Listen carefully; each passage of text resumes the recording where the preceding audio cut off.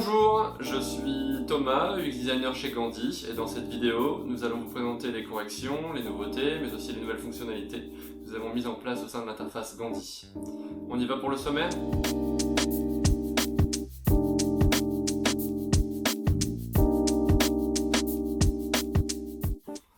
On va commencer par les filtres. Nous implémentons de plus en plus d'options de tri et de filtres au sein de l'application, que ce soit pour retrouver vos produits ou vos commandes et vos factures. Tout est pensé pour que vous puissiez trouver facilement ce que vous êtes venu chercher. Parcourons l'application client afin de prendre en main les différentes options de tri et de filtre que nous avons implémentées au sein de l'interface. Par exemple ici sur la liste des noms de domaine, on peut choisir d'ordonner ces noms de domaine par date d'expiration, qu'elle soit ascendante ou descendante. Un panneau de filtre avancé me permet par exemple ici de n'afficher que les domaines qui ont pour propriétaire Gandhi SaaS avec le transfert log d'activer, qui sont en renouvellement automatique et qui utilisent les serveurs de nom Gandhi Live DNS. On voit bien qu'on a 4 filtres actifs et on peut choisir de les supprimer un à un ou tous en même temps si on le souhaite. Bien entendu, vous retrouverez ces options de tri un peu partout dans l'interface. Ici, dans l'application Certificat SSL, vous pouvez bien sûr trier vos certificats par nom, par type ou par date de validité. Il en va de même pour vos instances Simple Hosting. Vous pouvez toujours les trier de la même manière en cliquant dans l'entête de la table. Un clic pour activer l'ordre croissant, un deuxième clic pour activer l'ordre décroissant. Dans l'application Gandhi Cloud VPS, c'est pareil, que ce soit pour vos serveurs, pour les IP ou les volumes, vous pourrez trier vos ressources comme il vous plaira, en survolant notamment dans la table pour voir si vous pouvez trier sur ce critère. Dans l'application facturation, vous pouvez maintenant trier vos documents de la même manière que vous triez vos ressources. Nous espérons que toutes ces options de tri et de filtre vous accompagneront dans l'utilisation de l'interface et qu'elles vous permettront de retrouver plus facilement et plus rapidement ce que vous cherchez. Notre objectif est de généraliser et d'uniformiser ces comportements pour les appliquer à toutes les listes de l'application client, que ce soit les tris dans les entêtes de colonnes, comme vous pouvez le voir à l'écran, ou encore les filtres avancés qui vous donneront les clés pour retrouver précisément ce que vous êtes venu chercher. Passons maintenant au serveur VPS. Nous avons implémenté une nouvelle fonctionnalité au sein de votre application Gandhi Cloud VPS. Vous êtes désormais accompagné lors de vos premiers pas au sein de l'application à travers une interface intuitive et didactique. Vous pouvez également gérer vos volumes et même modifier le reverse DNS de vos serveurs. On regarde ça de plus près ?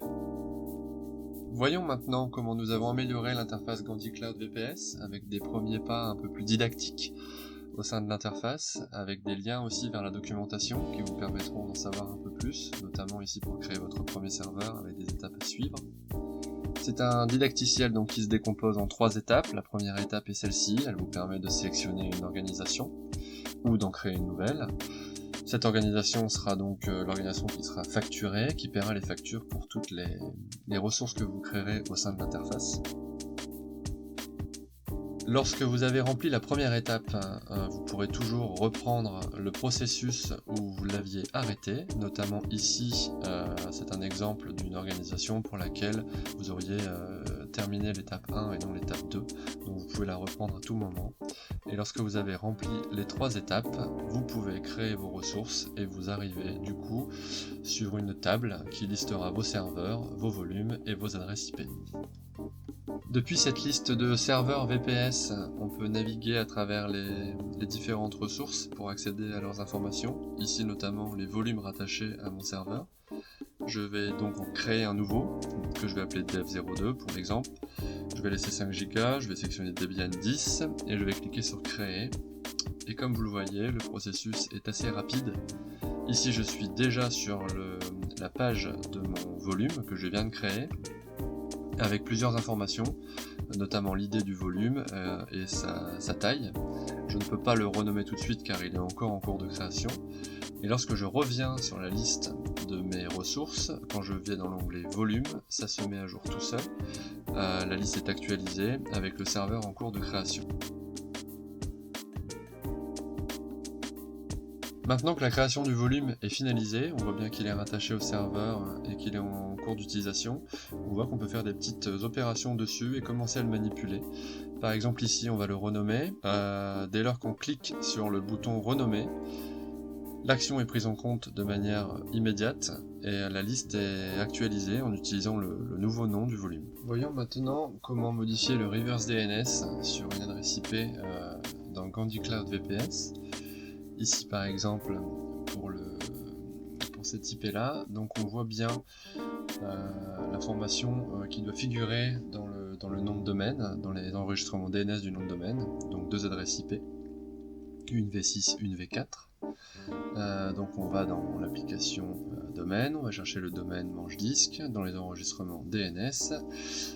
Ici j'avais déjà au préalable ajouté les adresses IP, donc l'IPv6 qui termine par A8DB et la deuxième IPv4 qui est celle-ci qui se termine par 41. Voilà, donc j'ai retrouvé mes deux IP dans les enregistrements DNS de mon domaine manche disque. Il me suffit donc de retourner dans l'application Gandy Cloud VPS, dans l'onglet adresse IP. Je sélectionne l'adresse IP sur laquelle je veux changer le reverse DNS. Voilà, je tape manche disque. Et voilà, le reverse DNS a bien été mis à jour et on voit dans la table, dans la colonne RDNS, que figure le bon reverse DNS, manche disque. Bien entendu, on peut réinitialiser le reverse DNS pour se retrouver avec la configuration d'origine. Voilà. Enchaînons maintenant avec les emails. Nous avons mis à jour l'application qui vous permet de gérer vos boîtes mail et vos redirections. Elles sont désormais listées dans une table qui s'adapte en fonction de la taille de votre écran, ce qui vous permet notamment une navigation depuis vos terminaux mobiles. Vous pouvez créer, ajouter, éditer, supprimer vos boîtes mail en visualisant des quotas en temps réel qui se mettent à jour en fonction des actions que vous faites. Et vous pouvez aussi modifier les options de sécurité et les paramètres de vos boîtes mail de manière simple et intuitive. On regarde ça tout de suite ? Balayons ensemble l'interface boîte mail et redirection afin de visualiser les différentes mises à jour que nous avons effectuées au sein de l'interface. Ici, on peut visualiser les quotas disponibles, le nombre de boîtes mail et redirections utilisées sur le nombre de boîtes mail et redirections disponibles. On a aussi une boîte pour les paramètres et sécurité. Ici, l'onglet redirection mail qui vous permet de lister vos redirections ou de créer la première le cas échéant. Je vais donc créer une boîte mail pour exemple que je vais appeler contact avec un mot de passe. La force du mot de passe est indiquée par un code couleur qui est assez significatif et qui vous représente la qualité du mot de passe. On a donc une confirmation de création avec un lien vers la documentation qui vous permet d'en savoir plus sur la manière de consulter votre boîte mail à travers une application email notamment. Voilà, donc la liste est à jour, on voit bien la boîte mail que nous venons de créer. Je vais en créer une deuxième de manière à avoir une liste d'au moins 2 boîtes email, admin, voilà, avec un mot de passe, de préférence avec une bonne force de mot de passe, l'alias qui est optionnel. Je clique sur créer, voilà, donc on a déjà la confirmation de création comme précédemment et on voit dans la liste que la boîte email est déjà en cours de création. Maintenant qu'elle est créée, on voit bien que les quotas sont mis à jour. J'ai bien un message, donc aucune boîte mail disponible, avec les quotas qui sont de 2 utilisés sur 2 total et la possibilité d'en acheter davantage. Je vais maintenant donc gérer les paramètres et sécurité des boîtes mail, avec la possibilité donc d'appliquer des nouveaux paramètres à toutes les boîtes mail. On voit ici que ça s'est appliqué à l'ensemble des boîtes mail du domaine. Donc la protection anti-spam qui permet de protéger les boîtes mail du domaine contre le spam, et la signature DKIM qui est une norme d'authentification des emails qui permet au destinataire de vérifier qu'un email a été envoyé et autorisé par le propriétaire du domaine. Donc on gère ces deux paramètres de manière assez simple. Vous voyez ces deux boutons à actionner, un clic active, un clic désactive, et ça se met à jour directement dans la liste. On peut aussi gérer les emails depuis la liste, donc on arrive notamment sur une page qui est propre à la boîte mail, qui permet de visualiser toutes les informations relatives à la dite boîte mail, avec la possibilité de purger la boîte mail, qui se fait assez simplement. Voilà, donc là on purge.